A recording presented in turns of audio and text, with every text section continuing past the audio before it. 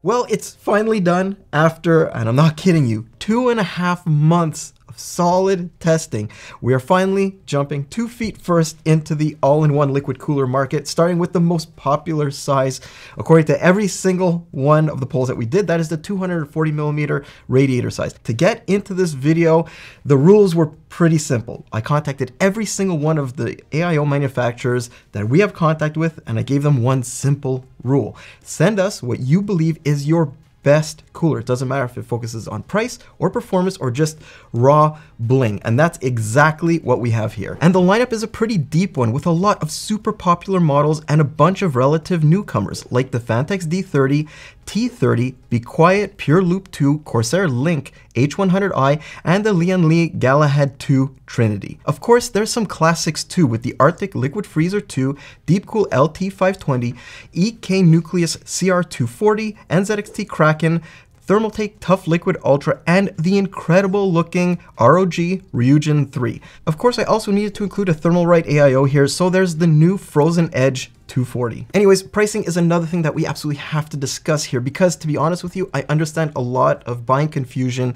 in this market because the pricing is all over the place, guys. This entire range has average prices that are bookended by the almost unbelievably cheap Frozen Edge to the super pricey Ryzen 3, which can put you back as much as $250. So you can sort of see why buyers might have some major questions here, because higher priced doesn't necessarily lead to an AIO that delivers more performance, because most that go for over $150 US simply include more RGB or add LCD displays or do a combination of both. The only exception to that is the T30, which simply includes almost $80 worth of fans. There's also a wide diversity of fan and pump speeds here. Some, like Arctic's Freezer 2, focus on silence, while others stick to the highest speed fans in order to gain an advantage in full RPM testing. Naturally, the absolutely bonkers Phanteks T30 takes the prize here. Radiator thickness also varies wildly. Most stick to typical 27mm, but some others have started to upsize in order to take advantage of higher static pressure fans or simply focus on silence. But absolutely don't assume buying a thicker radiator will lead to awesome cooling without any sacrifices. If the radiator is mounted in a top position, you might run into some compatibility issues, especially if your motherboard has particularly high VRM heatsinks and the case doesn't allow for offset 120mm fan mounts. That's a particular issue for Arctic, which comes in at 65mm total height for the fans and rad, while the Phanteks T30 rings in at 60mm. Somewhat tiny, but mighty. The classic vending machine case is now slightly bigger to support your massive GPU obsessions with a built-in stabilizer clip and a 280mm all-in-one cooler with a 140mm fan fitment on all mounts. The best part is it can't fit a micro ATX motherboard with some limitations, but a full-size ATX power supply is not a problem. We have fine dust filters everywhere and that interesting LCD panel for memes or system info complementing all the hardware on display. The new Tower 200 in 5 colors. Check it out below. And pushing all of that aside, we have to talk about installation, because if you thought that after years and years and years of manufacturers making these all-in-one liquid coolers that every single one of them would have nailed it, you would be absolutely wrong. Because of course there's a bunch of great installation kits here and some that just, I don't understand what the hell these companies were thinking. And look, I hate to call them out. Arctic might be the only one here with an offset mount for AMD, but they also have an installation hardware package that feels like it was from like a few generations ago. There's just too many small parts that can get lost. Thermaltake goes the exact opposite way and might keep things a bit too straightforward by reusing AMD's stock plastic clip system. That's not something I'd expect or want from one of this Roundup's most expensive coolers. Deepcool has a straightforward and intuitive system, but I swear their hardware is made out of the world's softest metal. I almost managed to strip some of the thumb screws and broke a mounting stud. Luckily, we had a few extras lying around the office from other LT series coolers. NZXT, well, they're using the crappy Asetek stock mounting ring, which tends to slip and slide all over the place. And that leads to universally terrible mounting pressure, which is a big no-no on today's CPUs. For me, EK has the absolute best mounting system of the bunch, and it's also nicely organized in a reusable box instead of the small throw-out baggies from the other guys. Everything about it feels premium, even though this is very much a budget-focused cooler. And there's one thing I'm actually not going to get into in this video. Maybe I'm going to make a complete separate video about it, and that is the software that comes with some of these coolers. Because for the most part, it actually, believe it or not, miracle of miracles, it worked very, very well for us, even for the coolers that have those LCD displays. So look, your experience might differ a lot, and based on comments from some of these coolers in their product pages, I think that a lot of people are having problems with CAM, IQ, Armory Crate and whatnot, but we actually didn't. And when you get everything running, yes, the LCD equipped coolers tend to cost an arm and a leg, but they can take your build to a whole other level. They can be as loud and obnoxious or as subtle as you want. And while these are actually something I wouldn't have in a personal build, I do adore the customizability aspect. But without a doubt, the best looking and yes, the most expensive cooler here is a Ryzen 3. Its 60 FPS 24-bit LCD is just stunning in every way. And while it is a bit smaller than the last generation, it's brighter, faster, and clearer too. As for the more basic RGB equipped models, well, their visuals are highly subjective, but there's something here for basically everyone. Want more of a subtle look without any lighting on the fans? The LT520, T30, Pure Loop 2, and Frozen Edge might be right up your alley. On the other hand, the Nucleus offers some really awesome options if you want something blackout for less money or with a bunch of RGB. Flip that to the other side and the Corsair Link H100i D30 and Galahad 2 Trinity are all there if you want more of a light show. Overall though, lighting on AIOs has become an art form, with pretty much every company here nailing RGBs in their own unique way. And while all these coolers here next to me are fairly unique when it comes to AIOs, a couple of them have some unique features that might sort of swing your decision one way or another. For example, the Galahad includes Lianli's super convenient rotatable hose fittings that make routing the tubes so much easier than the others here. Meanwhile, both ROG and Arctic incorporate pump head mounted fans to cool the VRM area of your motherboard. It's a novel idea that can be especially beneficial as the storage market transitions to hotter running Gen 5 SSDs. But for now, the benefits will likely be minimal. Be Quiet also did something pretty interesting here. They're the only ones to have a pump located on the tubes. This frees up space around the contact plate, but it also tends to clutter up the look of an otherwise clean build. Now, before I jump right into temperature testing, there needs to be a very honest discussion about pump noise. The vast majority of the coolers here are perfectly quiet. Their pumps are perfectly fine running at 100% speed, but there are some exceptions, and I wanted to take a quick listen to those.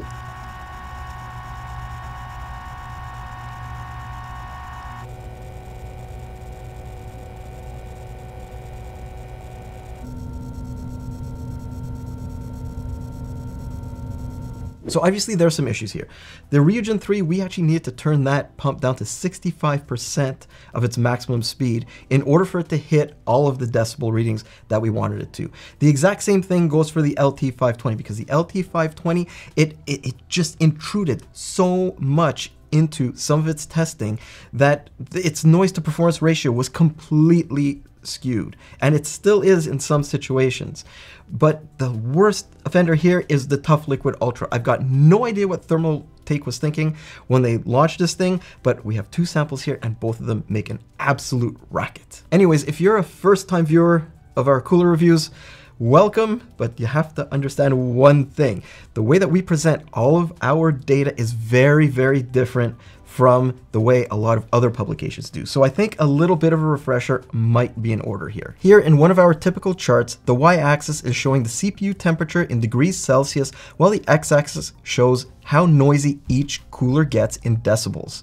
This shows how hot these coolers allow the CPU to get relative to the amount of noise they produce. So the best coolers will have the lowest temperatures at the lowest noise levels. Meanwhile, some AIOs might get to lower overall temperatures, but they need to get a lot louder to get there. But that doesn't necessarily mean that they're any good. All right, let's start at just 180 watts on Intel's LGA1700 platform and kick off with two disappointments: the Toughliquid Ultra and Corsair Link H100i, which have the hottest temperatures here.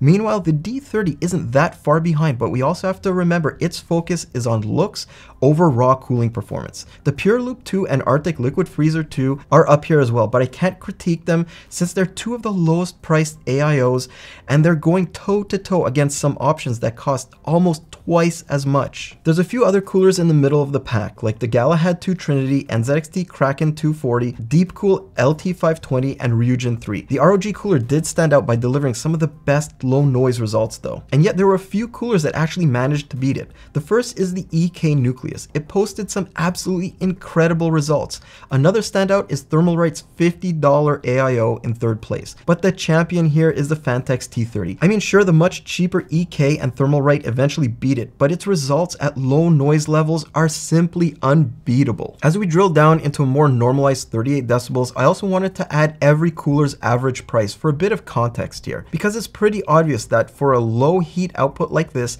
spending more money doesn't necessarily equate better performance. The only exception to that is the T30, but if you look closer, the cheap Thermalright and affordable Pure Loop 2 and Nucleus aren't that far behind. Moving on to Intel's 253 watt limit, and the order stays pretty much the same, with the NZXT, D30, and Arctic all clustered around the same area, while the super expensive Thermaltake and Corsair, well, they're trailing behind again.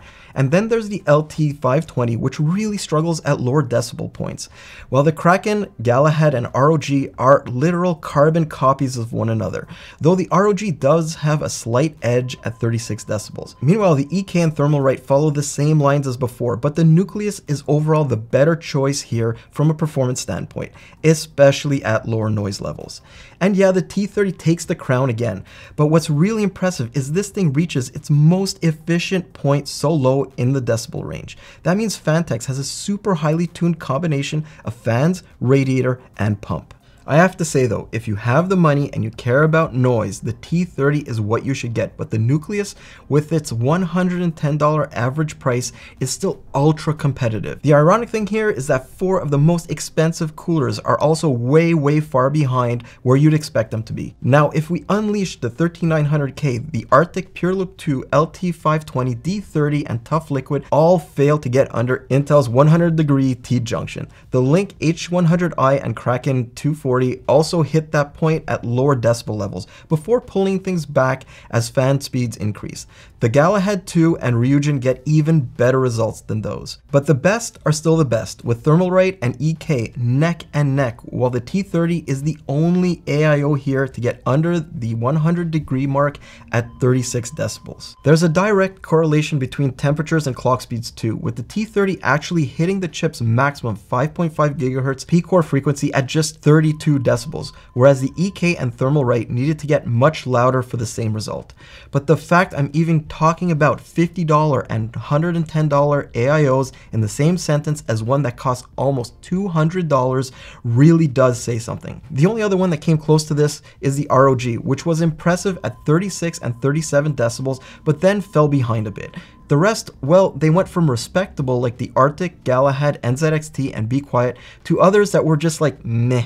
Don't even bother. But if you want the absolute best from your high-end CPU at the lowest possible noise levels, you're going to want to stick with the T30, Nucleus, or the Ryujin. Of course, Thermalright is an amazing budget pick here again too. Gaming, well, that actually shakes things up a bit, since all of these coolers are being forced to deal with higher ambient temperatures. And unfortunately, the situation for both Corsair and the Phanteks D30 goes from bad to worse, where both end up trailing the Toughliquid Ultra, while the LT520 and Lianli Galahad also start to struggle a bit. But all in all, most of these coolers end up performing within a degree of one another, even the less expensive Pure Loop 2 and Arctic Freezer 2 getting right into the fight, while the EK and Thermalright end up relying on their higher RPM fans to get wins. And I know I sound like a broken record, but the only thing that bucks this trend is the T30, which provides titanic results where it matters the most, down at quieter fan speeds where it's more than 5 degrees cooler than everything else. So basically, if your Intel system needs an AIO, the only real standouts are the T30 for being on a whole different level, and the D30 Toughliquid and H100i for trailing absolutely everything else. Between those 2 points, performance really doesn't differ by all that much. Alright, so that's the Intel results, but by now you know that we don't stop here. The next stop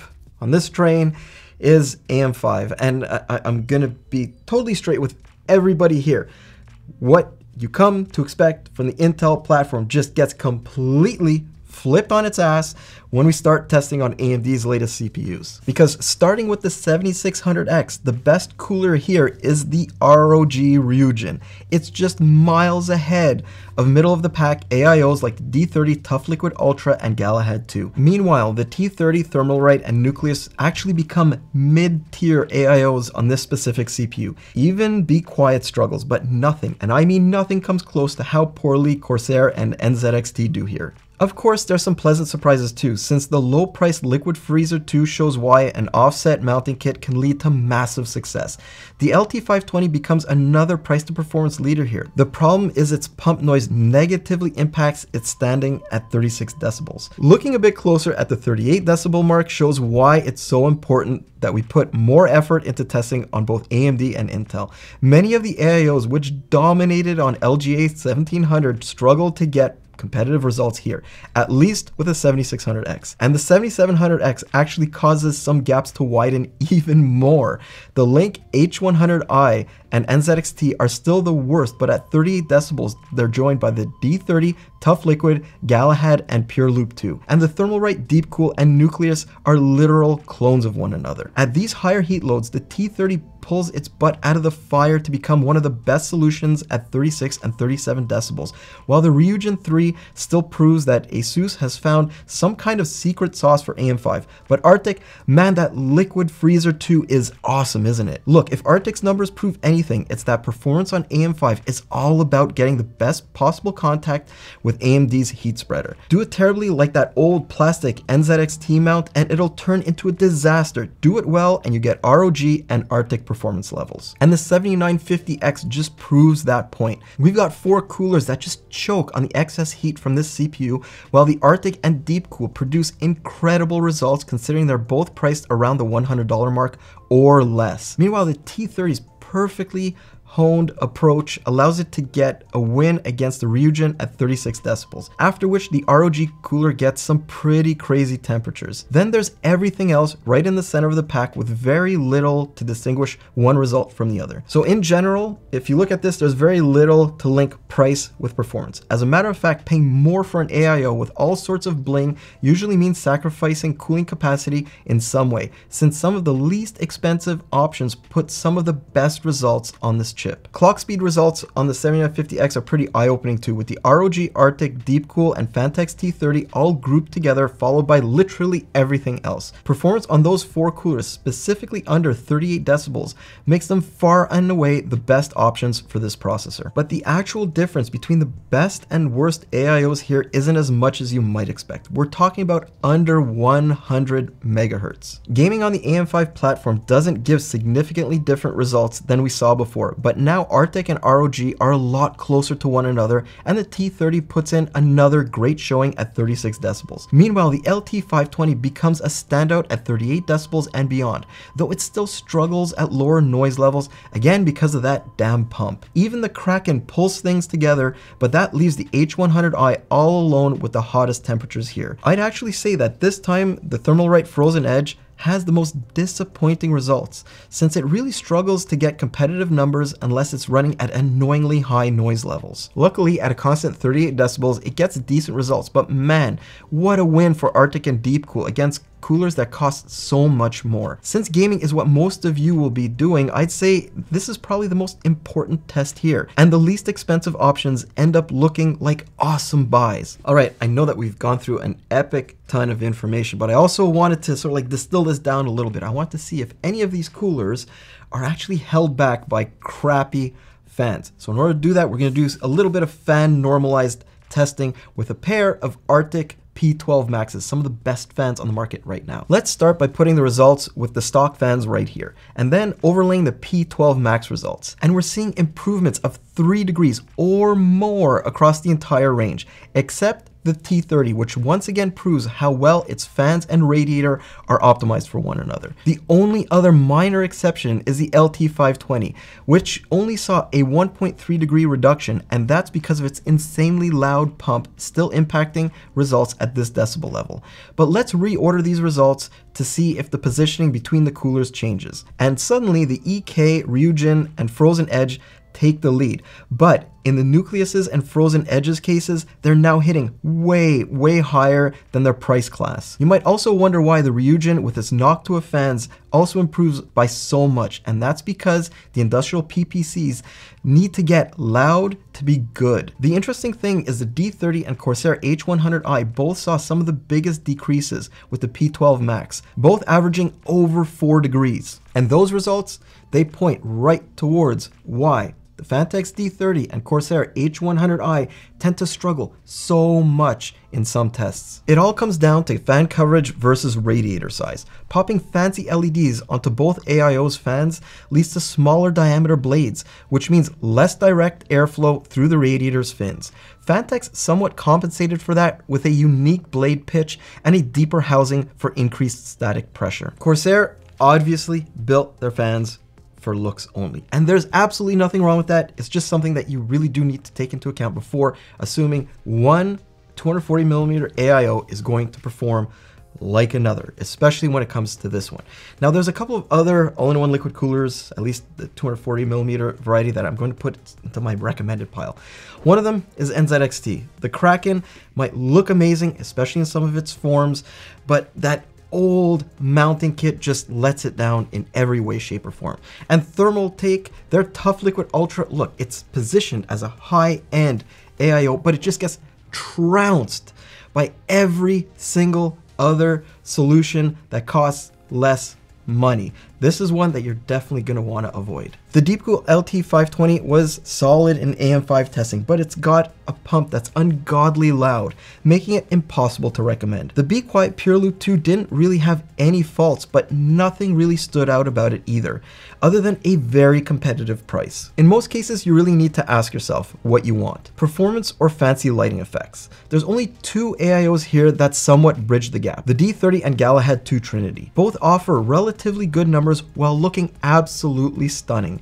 I mean, yeah, the Ryujin 3's LCD looks bananas and its performance is off the charts on AM5, but you're gonna pay a small fortune for it. But what about my overall recommendations? And if you haven't figured it out by now, well, it's basically based on the platform. I'm gonna have some recommendations for Intel and some for AMD. So starting with Intel, it has to be the EK Nucleus CR240. This thing, it has basically everything you could want. It's got incredible performance at every single decibel level. It has RGB if you want it, or if you don't want it, there's a less expensive model without all that RGB nonsense.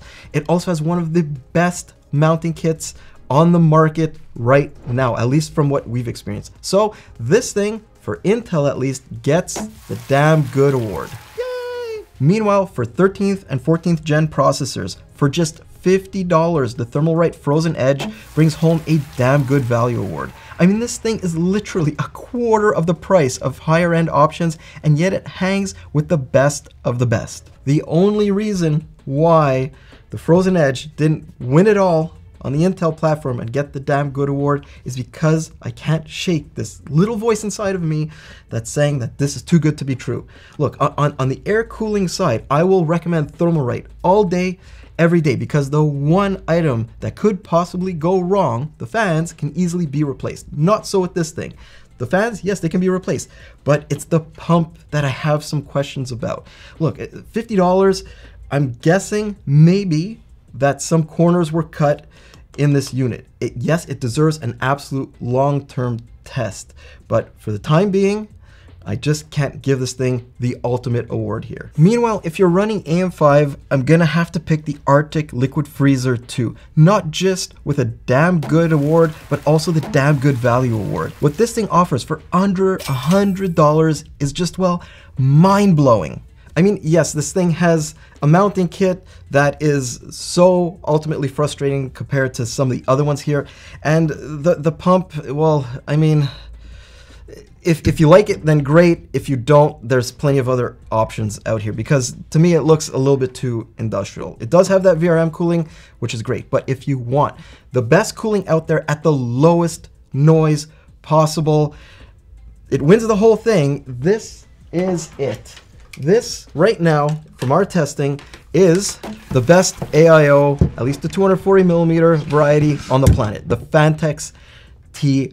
T30. It basically has it all and is absolutely unbeatable. With it, Phanteks has engineered something special. I mean, sure, other AIOs get moderately lower temperatures, but they need to sound like jet engines to get there. And in our noise-focused approach, the T30 is simply the GOAT, at least for now, because I have it on good authority that in the first half of this year, there are going to be some incredible AIOs launching from actually some of the manufacturers over here that might put the T30 to shame. But before I sign off, I have to say thank you to the whole team here in Montreal, everybody from Robert behind the camera to Snows, who did a bunch of the prep work, to Pat, who is our lab guy who tested all of these coolers and went back and forth with a bunch of the results for the last couple of months.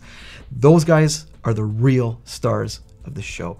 This has been a true team effort. I'm just the guy in front of the camera right now. So anyways, I'm Mike with Hardware Canucks, and I'm gonna see all of you guys in the next one. Have a great day.